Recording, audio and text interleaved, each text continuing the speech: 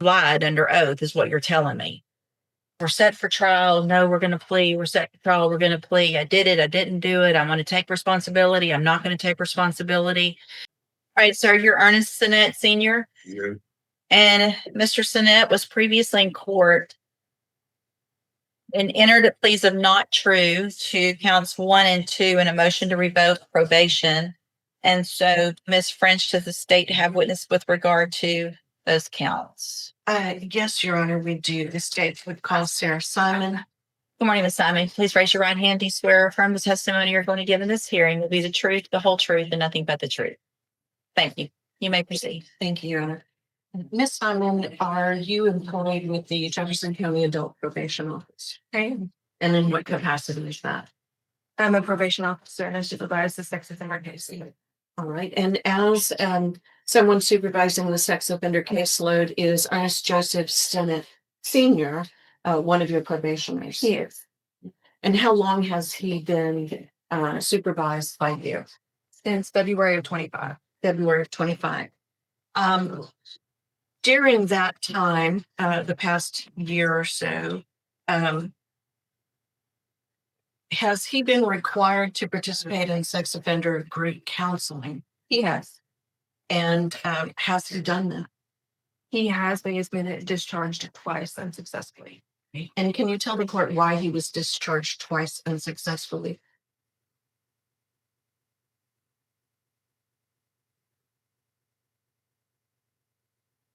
The first time he was ordered to take a sexual history, the sexual history polygraph with Julie Ayala. He did not show up for the polygraph, nor did he call Miss Ayala about not attending. He's been very adamant about his about not being guilty for his offense. He doesn't accept responsibility for his behavior. So he was ordered to attend with Mr. Simon, and Mr. Sinnett was aware that he was going to have to take another polygraph with Mr. Simon as well. I advised him to set aside funds for that polygraph since he cannot afford it with Miss Ayala, and he did not do that with Mr. Simon. He was discharged for continuing to deny responsibility for his offense behavior and did not adhere to his financial obligation for treatment services.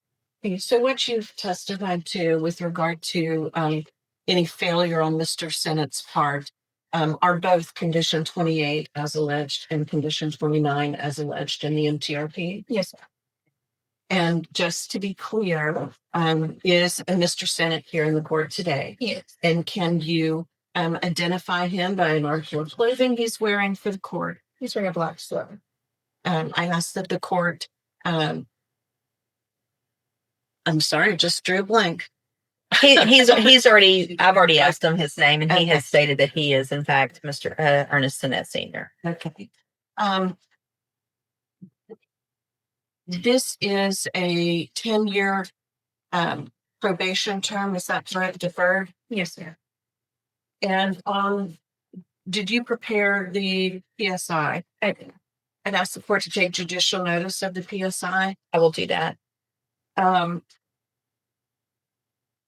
In the PSI, you talk about Mr. Sinnett denying this offense and refusing to accept responsibility, correct? Yes, ma'am. But yet he's on probation because he pled guilty, Correct. to this offense. Yes. And are you aware that he also had one case dismissed as part of his plea negotiations? Yes. And that would have been 21-37108. Yes. So initially, he was charged with indecency with a child by contact for in 2 cases, same victim, not just one. I'm going to object, Your Honor. That's relevant. The case has been dismissed. It shouldn't have any part of this. It was part of the original plea agreement. That's overruled. And at this time, what is probation recommending for Mr. Sinnett? ISF cognitive check is available for Mr. Sinnett, but I don't think it's appropriate. I'll pass the witness, Your Honor. Thank you. Any questions? Yes, Your Honor. So he actually attended the program, correct? He did. And he was kicked out, and you or whoever knew he had an issue with funds to pay for the polygraph, correct? Yes, he did receive reduced rate of discharge with Mr. Simon. He went from $30 to $15. He worked with his budget. But it is true that Mr. Sinet said, I don't have the funds and I can't afford to pay it. He did. And that's ultimately why he was kicked out of the program. He didn't pay it. And didn't take the polygraph. Yes. No further questions, Judge. Just a couple, Your Honor. Sure, go ahead. Ms. Simon, is it a requirement of Mr. Sennett's probation that he maintain employment? Yes, ma'am, but Mr. Sinet does receive disability. Okay. Pass the witness. No other questions. Do you know how much the disability is a month? It last I remember it was in the 900s. I don't know if it was changed. How much do you, raise your right hand? Do you swear or affirm the testimony you're going to give in this hearing will be the truth, the whole truth, and nothing but the truth? All right. How much do you receive in disability a month? $1,064. Okay. And where do you live? I live in an apartment. Who pays for that apartment? $235 a month. $235. So you get housing. Section 8. Section 8. So your part of it is $235. Con- Your part is $235 of the rent. Yeah, Okay. And do you also get SNAP benefits or food stamps? $50 a month. Okay. Any other benefits that you receive? Whatever. Do you have a vehicle? Yeah, I'm paying 400 and some dollars on my car note. And do you live with, are you married? No, Do you live with someone else? I live in my own apartment. Nobody lives with you? No, Are the electricity and all of that, is that paid for through the apartment or do you pay any of that? I pay the light bill. How much is that about a month? It runs varies. It's like $70, $80 a month.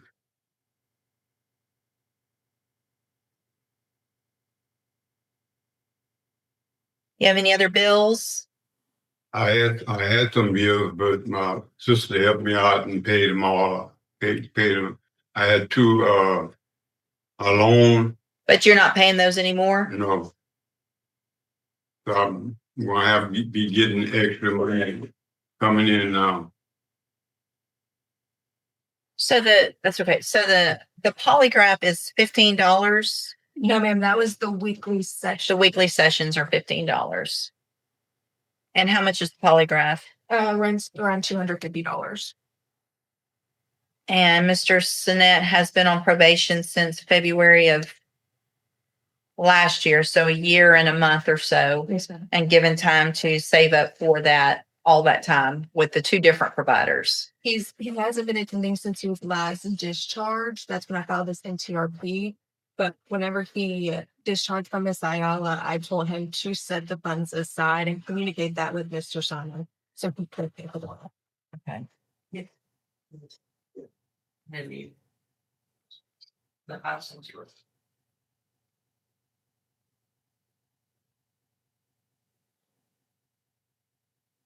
All right. Any other questions of Miss Simon? No, Your Honor. Not from the state, Your Honor. So any other witnesses with regard to whether or not counts one and true or no other witnesses? No. So based on that information and testimony by Ms. Simon, I am going to find counts 1 and 2 true in that motion to revoke unadjudicated probation. I've also we have the updated report. Has everyone had an opportunity to review that report? Yes, Your Honor. Yes, Your Honor. Are there any additions or corrections to that report? I'm aware of Judge. Not from the state.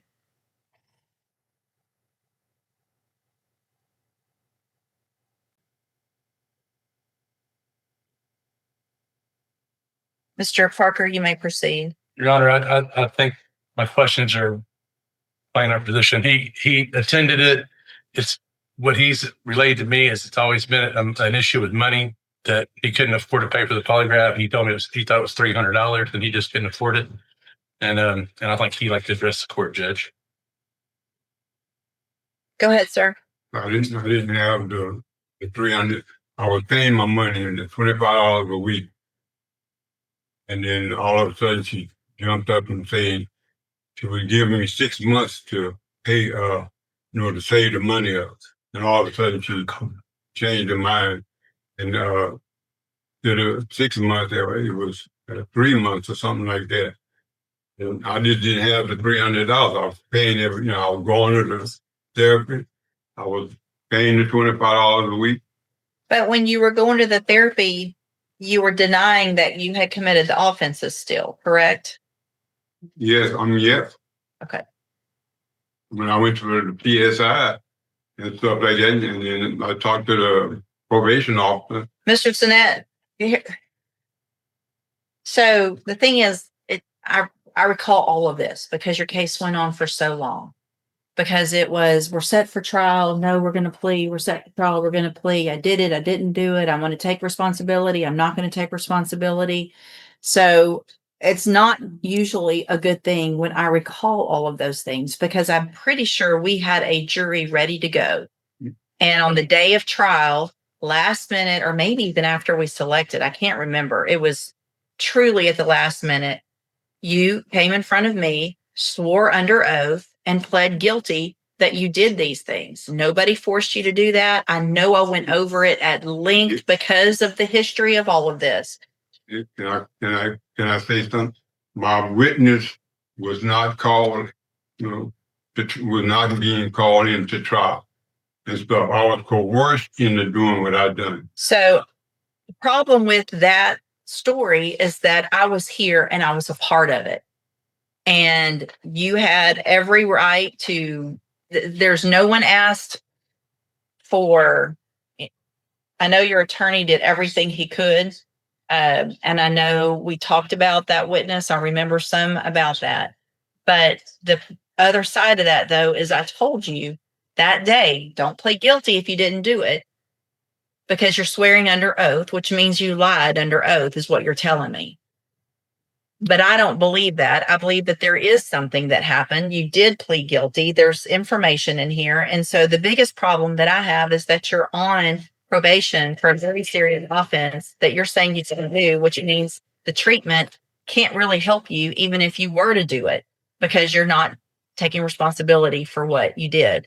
I also believe that over that amount of time with probation working with you, getting you with a provider that charged substantially less, that you had the ability to, over at least the time frame that you were on probation before that motion was filed, to come up with the money for the polygraph, which is required. I've done some math. I know you don't have a lot of money, but you also don't have a substantial number of bills. And had you saved just a little bit each month, you would have been able to pay for that polygraph as required. Anything else, Mr. Parker? Nothing else. They gave me, Hang on. They gave me 6 months to save my money and stuff like that. Right. And then all of a sudden she changed it. The 3 months. But then you were with another and you got with Mr. Simon and you still did. I went to meet him. He told me, say, Mr. Sinet, you don't have to pay the $15. Go ahead and save the money for your lie detector test. Then all of a sudden he changed his mind and told me that he wanted me to pay the money for the $15. So, but see, Mr. Sinet, what you're saying is, again, you're putting responsibility on other people. I find it hard to believe that they both just lied to you. That both of these doctors just lied and said, I'm going to give you this. And then all of a sudden they said, nope, never mind. I'm going to kick you out. That they don't work like that. I think what it was, Judge, is that once he didn't accept responsibility, they say now you're required to take the polygraph. That's why it bumped the time up. That's his story. Well, consistent with that. And that goes back to not I understand responsibility. Yes. So which gets us where we are anyway. So Miss argument with regard to any other argument. Right. I want to keep him on probation. I think the cognitive trap would be a great thing for him. I think he was making efforts to do the probation and do the classes, and I think the cognitive track is the perfect thing for him. Miss French. Yes, Your Honor. From the state's perspective, Mr. Sennett pled guilty to a very serious charge, um, a, a charge of indecency by contact with a child who was, if I can see quickly here, I'm looking for I've lost it. A 14-year-old child, family. regardless. 14-year-old family friend. Yeah, below the age of 17, 14-year-old family friend. The state, as part of that agreement, dropped another charge. And yet here we are a little over a year later. And now Mr. Sennett is saying, I'm not guilty. I didn't do this. Not taking part in the things that he is required to be active in, the sexual offender training. Had he not continued to deny his guilt, he may not have been asked to take a polygraph test. But either way, we're a year into this with no active participation, no positive participation, and still a denial of guilt for sexual contact and decency by sexual contact with a child. So the state would defer to the court regarding a sentence, but would ask the court to make it one that would continue to protect the children in our community. Thank you, Ms. French. And so, anything else? Okay. So, Mr. Snett, I'm looking back also at the original pre-sentence report. Obviously, we had the issues of whether or not you accept responsibility, and that was a 10-year cap, which means on that day, against the argument of the state's attorney and against the wishes of the family of the victim in this case, I sentenced you to probation. And I look back and I wonder why I did that. But I was hoping that you would get the help you needed so that I could feel like our community was safe. You refused to do that. You refused to accept responsibility. So that means you refuse to do all of the other things and take the polygraph and follow through with your sex offender treatment. So at this time, in cause number 21-37107, I'm going to find again counts 1 and 2 true, find sufficient evidence at this time to find you guilty. And at this time, find you guilty of indecency with a child. I'm going to sentence you to a term of 15 years in the institutional division of the Texas Department of Corrections. You will receive credit on that sentence for any time that you've been in custody that the law gives you the right to receive. I'm handing you the trial court certification that shows this was not an agreement. You do have some rights to appeal. I have also handed you a written admonishment regarding your ineligibility to possess a firearm or ammunition. Because of the judgment entered against you, you're ineligible under Texas law to possess a firearm or ammunition. Possession of a firearm or ammunition will lead to charges against you. Firearm is a legal term. Read that written admonishment I provide you. If you have any questions about the laws that make you ineligible to possess a firearm or ammunition or about how long that lasts, you can talk with Mr. Parker. You can go back with the bailiff.